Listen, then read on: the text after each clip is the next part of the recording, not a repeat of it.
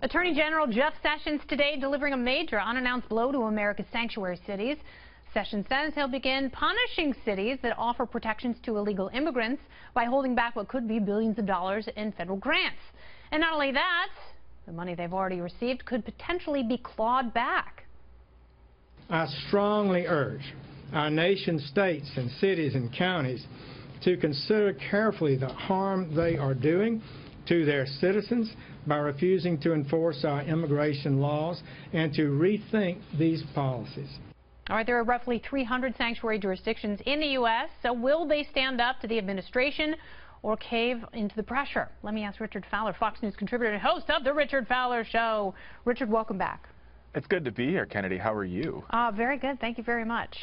So obviously, Kate Steinle's death, she was a woman in San Francisco visiting that city, was gunned down in cold blood by an illegal immigrant who had been arrested and deported several times, but the city of San Francisco shielded him from ICE agents. And now that has given license to anti-immigration people to treat every immigrant in this country as though they are on murderous rampages. Well, I think that's a perfect lead-in, right? Because I think we're using this one particular case or a couple of cases to treat all folks who are here, whether illegally or not, as some sort of axe murderers, and they're not. Here's the thing for me. Here's the thing. I'm not a big fan of sanctuary cities, but I think they exist in the world that we currently live in because of the lack of actually passing comprehensive immigration reform. I don't care if Barack Obama does it or Donald Trump does it or Marco Rubio does it, but the 1980s have called, Kennedy, and they want their immigration laws back.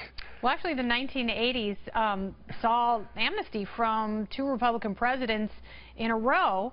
And, you know, I want to talk about this a little bit because I think on one hand, if you've got bad people in this country, and I don't care if they were born here, if they're just visiting, if they've overstayed a visa or tunneled under some wall, if you are hurting people in this country, if you are taking their freedom, if you are assaulting and killing them, you don't deserve to be here. And these cities, instead of acting outraged, should be acting on behalf of the rest of their citizens so we don't have to have this conversation in the first place. Well, I agree there. I mean, if they're born here, hopefully they will stay here because they're American citizens, right? But I think if you are here and you are in the process of trying to get a green card or trying to get legal status, we've got to create those opportunities for you. But at the same time, I agree. If you're an axe murderer, a child rapist, you should be deported back to your home country. The problem that we're seeing with the president's executive order that he sort of put in place when he first came in office is it's deporting people who've done stupid crimes. Like there's a case in Miami where a guy didn't pay his parking tickets and he's being deported back to Haiti, right? So we have got to take a look, overall look at all of our immigration laws and say, hey, how do we fix this and make it work? There's a big difference, and we can't apply moral equivalence here because some crimes are worse than others. But if you've got bad people doing bad things, they should be the first to go so we don't have to have people like Jeff Sessions coming out on soapboxes.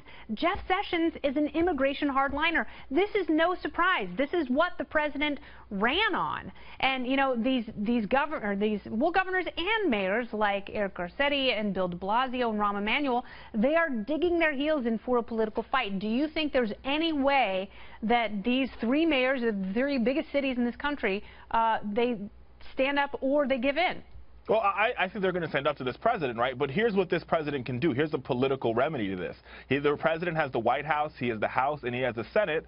He needs to pass some sort of immigration laws that will supersede his executive order, but that modernize our immigration system. Our immigration system is archaic at best. I mean, when it was written, people were still using pagers. Now we have smartphones. I have 2, right? So we need immigration laws that really deal with where we are as a country. Can those laws include deporting the most heinous of criminals? Absolutely. Can that law also include a pathway to citizenship for those who are here, the 11 million undocumented? Of course it can. Could it also include border security? Sure, let's have this conversation. But well, doing it sounds these like things, you want the Gang of 8 bill, which was politically toxic for a lot of Republicans.